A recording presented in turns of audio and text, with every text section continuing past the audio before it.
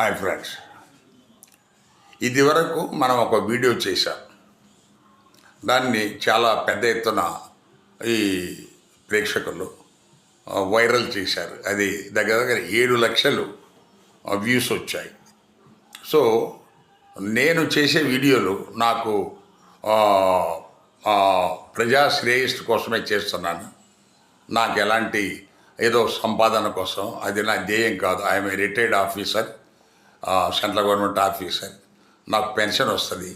నాకు దీని మీద, ఈ సంపాదన మీద నాకు అలాంటి ఆలోచన కూడా లేదు. వచ్చిన దాన్ని ప్రజల కోసమే వాడతాను. సరే, ఈ వీడియోలో చెప్పదలుచుకున్నది ఏంటంటే, మందులకు ట్యాబ్లెట్స్ కానీ ఇంజెక్షన్స్ కానీ మనం ఇంతకుముందు ఒక వీడియోలో చెప్పినట్టుగా 1978 వరకు ఎలాంటి ఎక్స్పైరీ డేట్ లేదు, ఉండేది కాదు. 1978 తర్వాతనే ఎక్స్పైరీ డేట్ పెట్టారు. ఎందుకు పెట్టారు?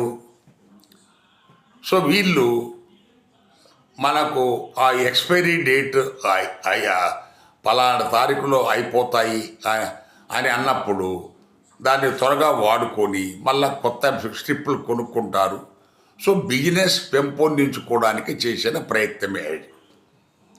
సో దీని మీద చాలామంది ప్రశ్నలు అడిగారు. ఏమవుతుంది, మనం వేసుకుంటే పాయిజన్ అవుతే ఎవరు బాధ్యులు? మీరు బాధ్యులు. నేను బాధ్యునే కాదు, అది WHO చెప్పింది, వరల్డ్ హెల్త్ ఆర్గనైజేషనే చెప్పింది ఏమి కాదు అని.